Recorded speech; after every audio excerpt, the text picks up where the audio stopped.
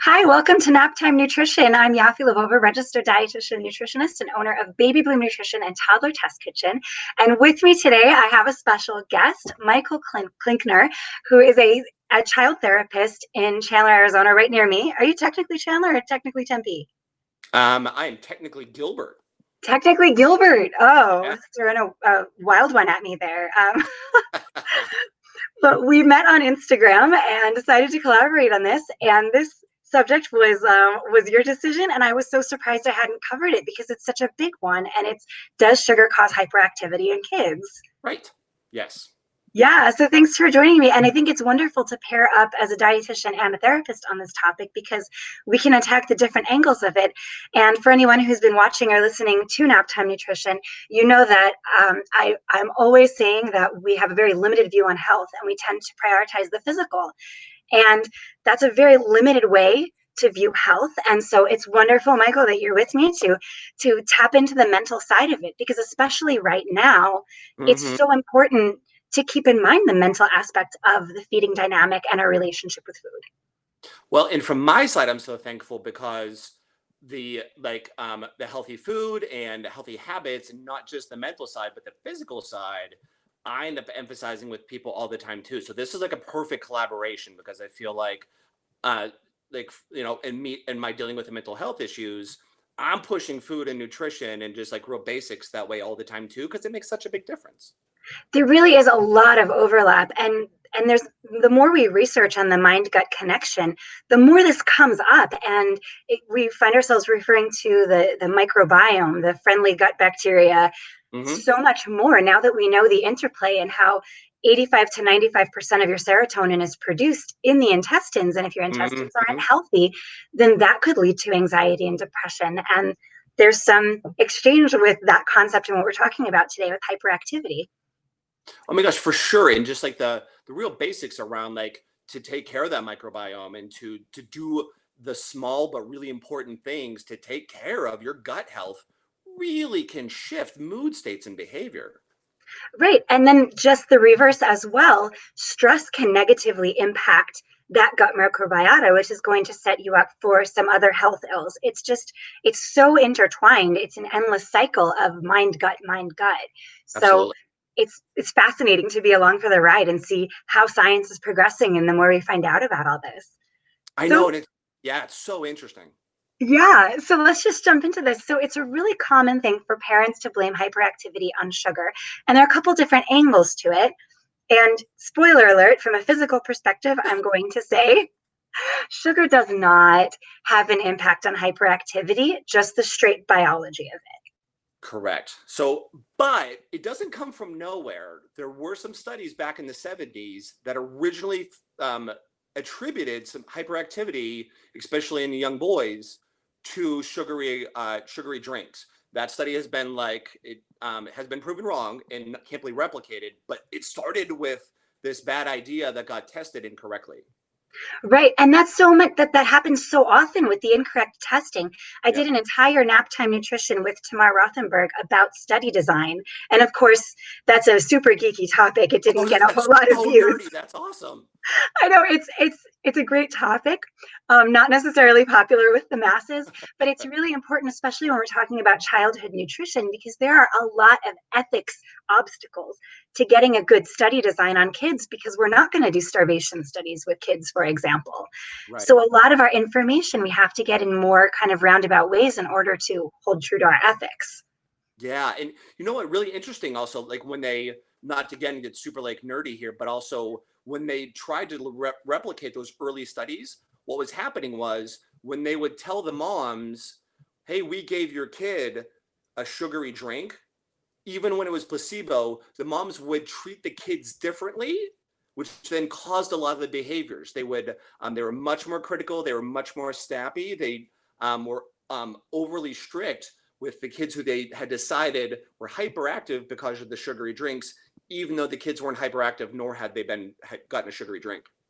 It's such an interesting point, and it also brings up one of the shortfalls of all of these studies, in that they're trying to study one thing. They're trying to study, give the child sugar and see how the child reacts, but we also Right. need to think about what did the child eat that day? Did they sleep well last night? Are they gearing up toward a milestone or overcoming one? Have they Yep. just had a cold? All of these factors that are going to contribute to their outcome in that study, and a lot of those are not usually looked at. And then it's correlation versus causation. Did the sugar actually cause the bad behavior, or was the bad behavior caused by something else that wasn't measured? Well, and so like when I get parents that are coming in saying like my kid gets hyperactive because of sugar, I'm looking first thing like, all right, how are your expectations influencing how that kid is reacting? And if that's the case, and like every time where you think they have sugar, then you think they're acting up, what's your parenting look like? And how are you Mm-hmm. approaching that situation? Because I guarantee you that's part of the equation. It really is. It's the whole context around the sugar. And there's the biological context, which we'll talk about, because the biological context tells you whether you're going to have a sugar spike and crash or not. And then Right. there's the social context, which is what, Michael, you're referring to with how the parent treats you, but also what's the environment? Are you at a party? Is that party exciting? Is there a clown or a magician that might be riling the kids up? There's a whole context to look at. So let's talk about the biological context. When we talk about managing blood sugar, when we talk about Mm-hmm.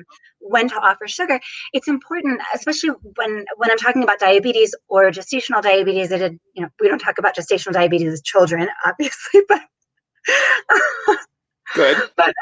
when we're talking about blood sugar management in general, it's all about context. It's all about, okay, you can have the popsicle, maybe have it with dinner or Right. right after dinner, as opposed to on its own with no context around it. Because a popsicle is really just sugar and water. And if you were to have it with a meal, then you also have fiber and fat and protein.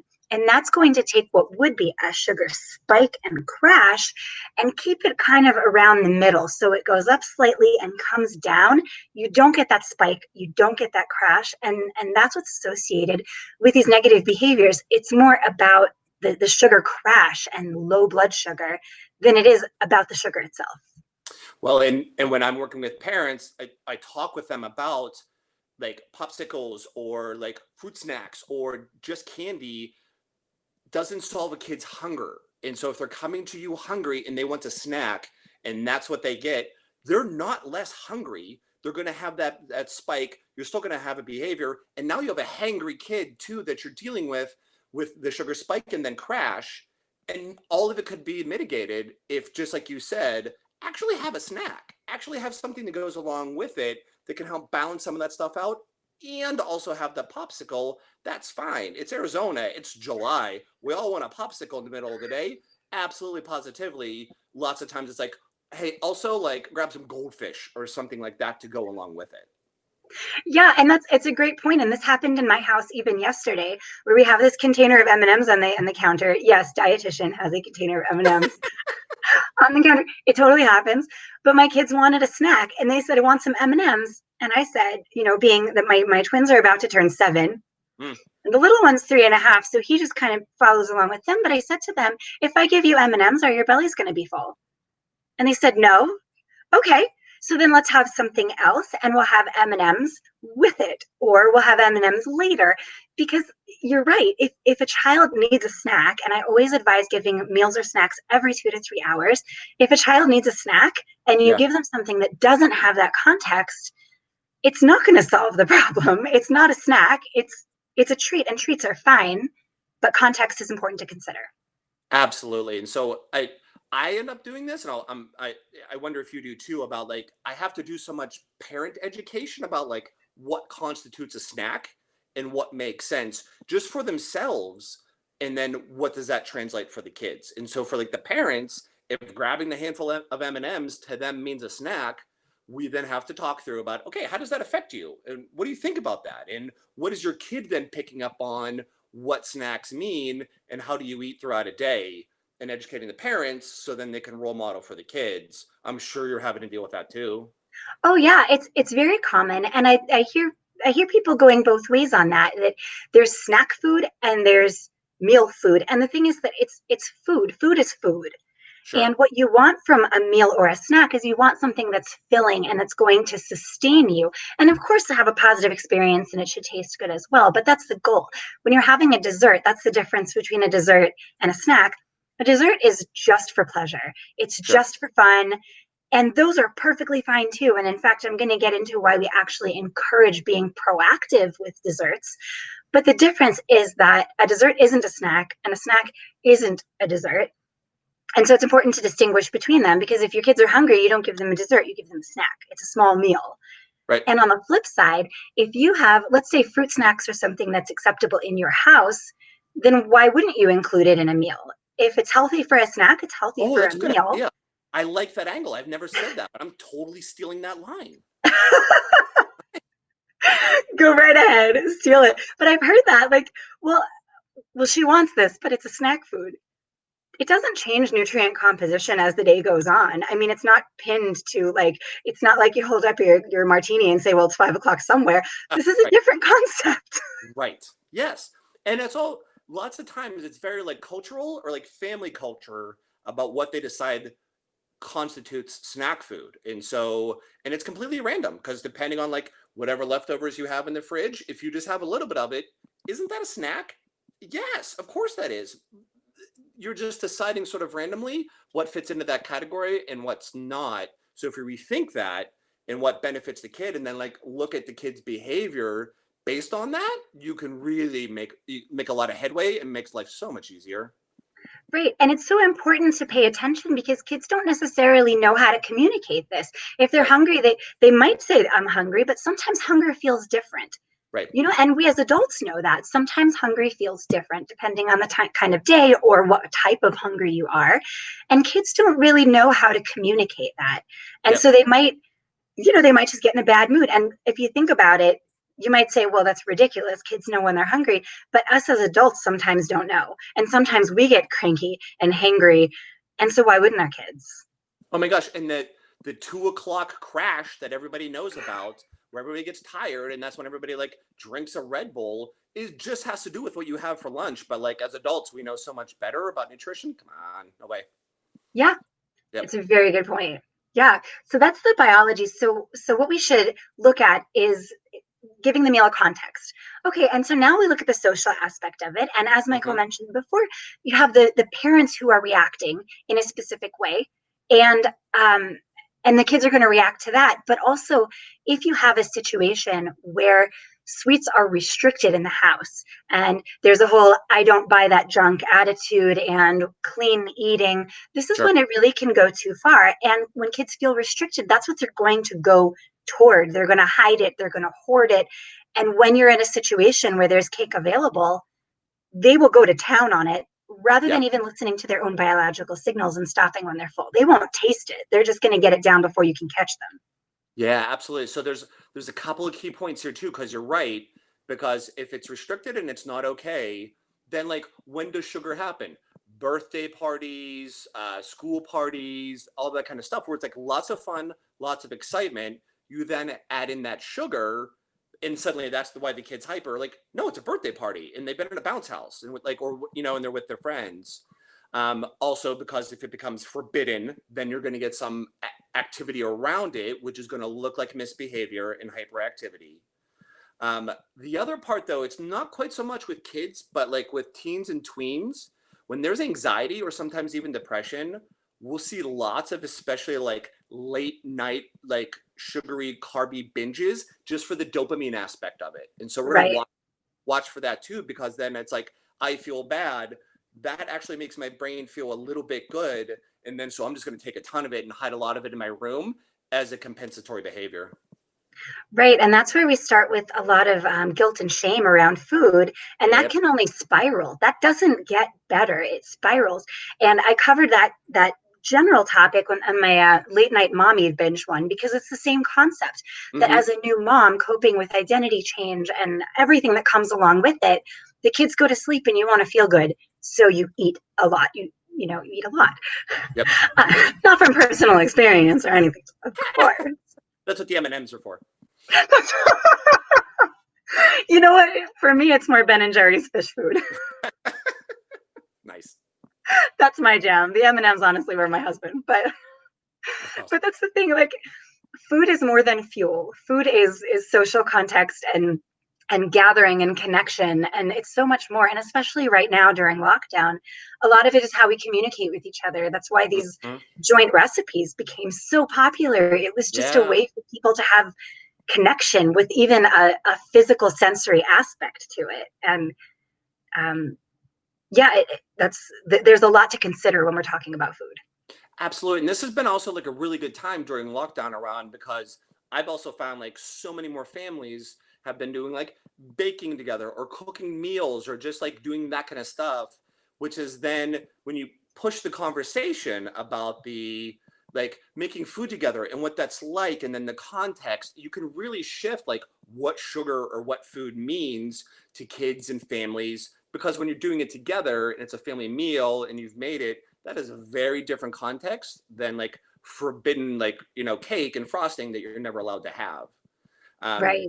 the other thing that's been helpful too in shifting this is once a kid gets that they're labeled as I get hyper when I have sugar, you're dead meat because then every time it happens they're like, oh, I had sugar, time to be hyper.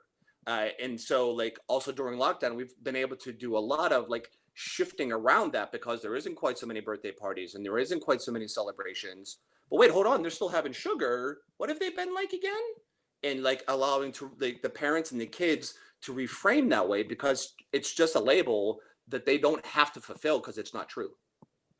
That's a really fascinating angle. I think we're getting a lot of interesting information from this lockdown that will be important for social studies. Yeah. That's fascinating. Yep. Yeah. Yeah. So yeah, and you bring up a good point about cooking with kids, and that's really what my platform with Toddler Test Kitchen is cooking with kids. Yeah. When you have to model behavior as a parent, and if your child doesn't like to get messy in the kitchen or in the backyard, then you get messy with them. And if you want them to feel comfortable around food, you sit down and you eat with them and you enjoy it with them. And part of that is having ice cream parties. And when you can be proactive and give sweets in a neutral way that doesn't involve bargaining and doesn't involve Yes. counting bites and punishment and reward, you can just focus on enjoying the ice cream together. And there's such value in that.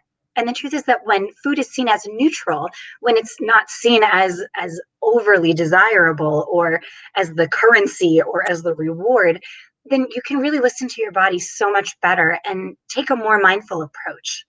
Yep. Because if it's neither bad nor good, and it's not causing that hyperactivity, it's just another thing. Then that it shifts so much. Mm-hmm. Yep. Yeah. So it's important. So any parents listening, think back during lockdown to how your kids behaved and think about how you reacted and what the general context was and see if this resonates with you, if this can make sense to you in your experience. Yeah. And like for families, like make that ice cream together and see what a different response is that the kid has from the ice cream that like you've made together versus like the ice cream that they you would usually get at a party or like when there's all that like fun context to it. It's so different and run that experiment for yourself. You'll figure it out. That's amazing. And you bring up making ice cream. I actually had a recipe fail this week. I'm working on another book and I tried to do no churn ice cream and I'll stick with my churn ice cream.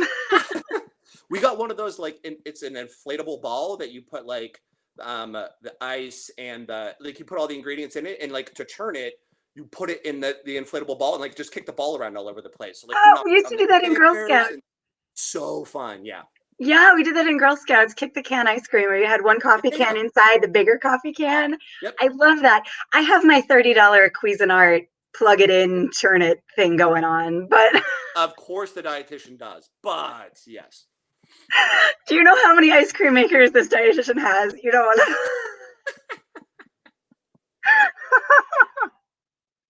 What is for my class? Oh Okay, yeah. so now that we've established that sugar does not cause hyperactivity, we're also going to circle back to the beginning when we said that nutrition does have an impact on your mood. So it does. It's just not the sugar hyperactivity link that we think it is. So something that's really I looked at a lot of studies today. I looked at a lot of different studies to see what all of them said. And what they really found associated with specifically suicidal ideation or suicide attempt, or more mild markers of depression or anxiety, Mm-hmm. it was interesting. There was one, we know the DHA and EPA serum levels. Sure. So that's why we advise having 2 to 3 servings of low mercury fish per week to get that DHA, which is so important for mood control and for brain development. If you're a vegan, there are ways to supplement with microalgae, and it's a little intense supplementation, but it's something that you want to do if you're following a vegan lifestyle. And then also relying on the ALA to DHA and EPA, which it's a fairly low rate of changeover. And we just went from laughing to like hyper nerd, but you can take ALA, which is found in a lot of seeds and legumes, walnuts, and turn it into DHA and EPA. Mm-hmm. It's not very efficient. So if you're following a vegan lifestyle and you don't have other sources of DHA in your diet, you do want to consider supplementation with microalgae. But there's that one. And then there is, if you have a low intake of fruits and vegetables, you are more likely to be anxious. If you have a low intake of folate or a high intake of meat, um, and really, when you put all of it together, what it comes back to is a Mediterranean style diet. Well, and that's all going to be gut microbiome, like we talked about, and so the ability to Exactly. efficiently, like what's going on within your system, your ability to generate enough serotonin for your brain to be able to tell what feels good versus what doesn't, is going to be a really big deal. Absolutely. And then one of the basic first supplements that you do for somebody if they have attention deficit or a hyperactivity disorder is omega-3, is DHA, EPA. That's one of the first things you put in place because it helps. The research is so super clear in that versus a stimulant medication, and able to put that in place for a kid and allow their brain to be balanced versus having to medicate it to force balance that way. So, oh my gosh, Right. a whole different And world. that's not to say that medication doesn't have its place. Oh It's my just gosh, that we can try more gentle means before going that route, so you make sure that you're on top of, if you have a nutrient deficiency and cover it with a pharmaceutical, you're not going to truly get to your potential. It's better if you can clear up any micronutrient deficiencies such as DHA, and then proceed toward the medical pharmaceutical route, so that at least when you introduce that pharmaceutical, you're doing it from a place that's balanced, from a place that's healthy, and it'll be most effective that way. yeah, because you don't know what the baseline is that you have to work up from until you get those real basics in place. And so it may mean you might still need medication, but maybe it's a lower dose, or maybe Mm-hmm. it's a different type or something like that. And those things over time can really make a big difference. Right, because otherwise the medication is functioning as a band-aid, Exactly. and Yes. then to throw therapy into it. If someone has been dealing with the deficiency and has been dealing with their own personal consequences of that behavior, it's important to get a therapist on board in order to talk about coping mechanisms Mm. and positive self-talk, because even if it was from a nutritional deficiency or a need for medication, the child still needs those coping mechanisms. Yes. No, no, no. That's a good point because even there becomes a habituation to like how we think. And Mm-hmm. so even when like you get your gut bacteria in place, or like you get those like, and you have sort of like the good baseline that way, the thoughts that you've practiced thinking are still going to be the ones that are going to tend to come up. That's where the therapy can help. Like it becomes way easier to shift the thought pattern whenever like your serotonin's in place and your diet's in place, and things like that. Right. I just finished reading the book, Maybe You Should Talk to Someone. Have you read that one? Yes, that's the all of us therapists should go get some therapy. Yes. Yeah, it was so interesting. But one of the I lines that hit completely me, disagree. How dare you say that about me, by the way? one of the lines that really hit me was, oh, I don't have it up on my screen, but it was about how we spend the most time talking to ourselves. And the words that we have for ourselves are not necessarily kind or even true. Yep. And so when you've been in a negative self-talk cycle, sometimes you need help getting out. And all of the fish oil in the world is not going to do it for you. You need that combination. Correct. And that's just a skill set because the brain is lazy. So it wants to think the same thought that it's always thought. And so if it's habituated, it's way easier to think that negative thought than to try to think a new positive thought. So it's going to take the lazy route. It's going to go towards the one that it's always thought before. Um, it's shiftable. You just sometimes need some outside help. Yeah, and I think that's also a really important point for people to take home as adults during this lockdown, just that we can get caught in those thought cycles and there is a way out, but you have to first recognize you're caught in a negative self-talk cycle. Yeah, absolutely. Because the more it gets repeated, the more likely it is to happen. Right, right. Another good read is The Choice by Dr. What was ZZ? I, No. I don't know that one. The Choice, yeah, it was written by a therapist. Oh, it's going to drive me crazy. Edie, Dr. Edie. Okay. She just goes by Dr. Edie, and she's a therapist who is a Holocaust survivor, and she wrote about her Oh, experiences, and she speaks from her experiences, and it's a fascinating book. She came to this country and studied therapy and got a PhD, and yeah, it's just about choices. But that's really for us adults. Kids don't think at this level. They're not as self-actualized as we are as adults, and we're not usually as self-actualized as we could be either. So yeah. Yeah. Good point. Yes. yeah. Let's see, what else is on my list? It's getting dark in this room. Um, Limitations says, oh, okay, the common rat study. We didn't talk about the rat study. People say that sugar is more addictive than cocaine, based on this study where rats were starved and then Yeah. given the choice between cocaine and sugar. And they Sure. went for sugar time and time again because they were starving. So people use that study and interpret it to say that that means that sugar is more addictive than cocaine. But truthfully, it's because the rats needed nutrition and that was the nutrition that was available. Yeah, absolutely. For sure. I mean, there's um it is dopamine that is getting produced. And so but can you get addicted to sugar per se? No, not necessarily. I mean, you can have a behavioral addiction to eating, like binge eating or any other like eating disorder, but that's not necessarily about sugar. That's about like lots of other things that are going on. Right. And I did a couple of segments on that. I did addiction to food and can you be addicted to sugar? And sugar just doesn't meet the clinical definition of an addiction. Correct. So if you're interested in that, go back and watch that segment. But it's a really important point. So for the parents out there, how can they support a child who has hyperactive tendencies? Yeah. Okay. So, um, ideally, so the first step is you kind of have to know the pattern, and because you can head it off before it happens most of the time. And so, if a kid is hyperactive, it's going to tend to be during certain times in certain situations, and it might be about a person who's around. It might be about a time of day. Lots of times, it's about transitions where it's going from like mom and dad coming home from work or like going like something about a change in the day is whenever change oftentimes leads to misbehavior or like hyperactive behavior or things like that. So the first thing is you got to know the pattern. Once you know that pattern, you can absolutely head it off and you can know your kid that way. How do you head it off? Easy things. So the first thing is as a parent, and this is so easy, it's not that hard to do at all, you always have to be the calm one, which can get really rough with a hyperactive kid, honestly, when it's the lots of times the button pushing, especially if you have a couple of kids, I don't know, like 7-year-old twins, where like if they're both getting hyperactive or like things are tough, it's not easy to stay calm.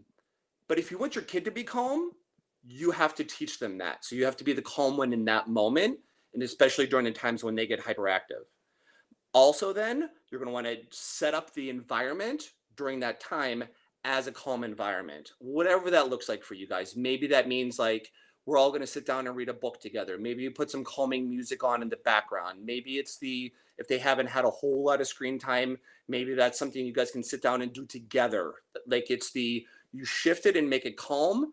You stay calm whenever you know the pattern is about to happen.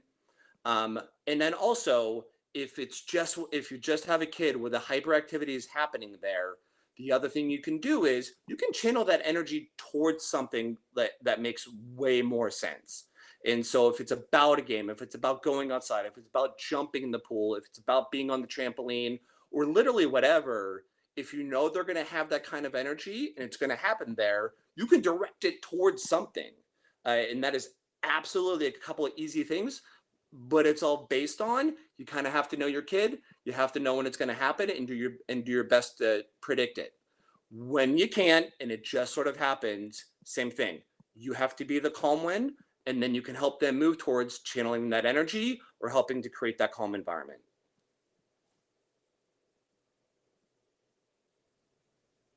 Did I lose you? No, I think I muted myself by accident. Okay. No. Got it. Yeah. What really helped me to get that calm moment, because it was always which was the famous therapist who said that it's the space between stimulus and reaction. Oh, that's Aaron Beck. Okay, so it's looking for that space, and a lot of parenting techniques are toward identifying that Yeah. space between the stimulus and the reaction. And what really helped me was when I learned about positive parenting, going up to the child and saying, "How can I help you?" Or Yeah. "I'm here to help." And I realized when I was advised to talk to my child like that, that it really calmed me down. And that was that was how I created that space Yeah. between the stimulus and the reaction, and it was fantastic to see that in action.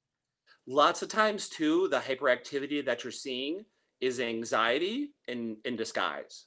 And so for kids, it comes out that way because, like, during those transition times or because of something unknown or because of whatever, there might be some anxiety behind it that's showing up that way. We teach it's validate, investigate, and regulate.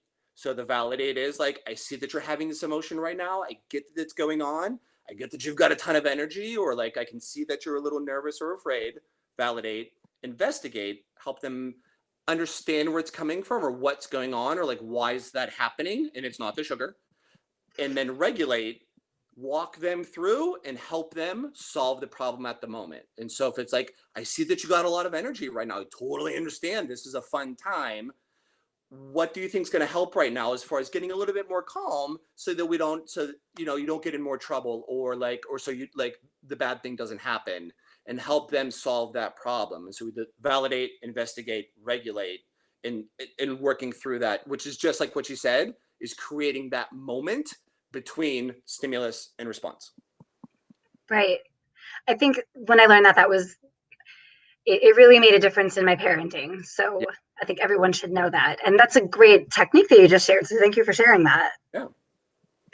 So, okay, so what's next on our list? Okay. So there are some other micronutrients aside from DHA and EPA. We talked about serotonin. There are also B vitamins and folate. Really, what it comes back to with the nutrition aspect is just a variety. And Yes. probably what it comes to from the mental, emotional side of it is also variety of activities and variety of it's difficult now. Yeah, absolutely. And for parents, what are you modeling as far as how much variety do you have? What do you think about vegetables? What are you saying about vegetables? What do you order whenever you get Grubhub delivered? That you have to check yourself first. If you're not eating vegetables, you cannot insist on your children eating vegetables. That's not a real thing. And so we start there first. What does your own variety look like? And then you can make sure to insist on those things for your kids. Right. And of course that's where I pick up with how to get your kids to be interested in vegetables, because it's not about eat the broccoli. It's about the kid wanting to eat the broccoli, the kid Yeah, being curious. Kids are naturally curious, and if left to their curiosity with the appropriate parental boundaries, they're going to be adventurous. And so the best thing that we can do is to create a positive environment at the sure. table. And I think that's really what it comes back to with a positive feeding dynamic. Because if you have a negative feeding dynamic, regardless of what you're serving, Yeah, whether it's pizza and M&Ms, or it's the most balanced meal in the world, which apparently is not pizza and M&Ms, it's it's all about serving it in a joyful way. And that can be really difficult. And that's why I wrote my book Beyond a Bite. And that's why I post the things I do on Instagram. That's my whole platform, is making it joyful. And it's not about getting your kids to eat something. It's about creating a safe environment at the table, because in the end, Yeah. if a child is going to be eating 5 or 6 times a day and dreading each of those interactions, that in and of itself can cause depression and anxiety and hyperactivity. Well, and it's going to cause, when meals are a conflict or difficult or not fun, then that's when it leads to everybody just grazes all day long and nobody eats a meal anymore. And so it That's becomes true too. like, I don't want to sit around a table with you because all we do is fight. And so then everybody just avoids it and everybody just finds some other way to get calories in throughout the day. Again, that's going to come down to the parents. Unfortunately, that's our role. What does the tone of the meal feel like? And you're Mhm. not trying to get a kid, you're not forcing the kid to eat broccoli. You're creating a good meal experience, a vibrant meal experience, a joyful meal experience. The broccoli will eventually get eaten. It's okay. The answer also isn't just a bunch of ranch, by the way. It's the like, how do you create those moments where meals are something that everybody looks forward to and participates in? Right. Yeah. Right. And it's all about making it joyful, because the thing is that fiber will move through your system and leave, and trauma is not so easy to process. So, Absolutely. yeah. So, right now, we are really just focusing on creating joyful relationships and enjoying those relationships with our kids. And so, good to know, sugar does not cause hyperactivity. Yes. And ranch doesn't solve everything. Ranch doesn't solve everything, but chocolate might. Ben and Jerry's for sure. Fish food all the way. Okay, well, thank you so much for joining me. Where can our viewers or listeners find you? Yeah, so you can find me on Instagram. It's Michael Klinkner Counseling. That's my Instagram page. Our website is evolvecounselingaz.com. And then we have a YouTube, and that YouTube is Evolve Counseling and Behavioral Health Services, where we go through like the validate, investigate, and regulate. And it's a lot of really good parenting tips that we put out weekly. Amazing. Wow, what a great resource. Yeah. I'll, I'll include that in all of my links. Awesome. Thank you. Thank you so much for joining me. And we'll close it out here because it's past my kids' bedtime, but it's okay because they didn't have sugar, right? Perfect. Study out of Australia, it did not affect sleep either. No, no, no, no. Well, thanks everyone, and I will see you or talk at you next time. Please consider rating, subscribing, sharing, etc. Thanks so much. Thank you.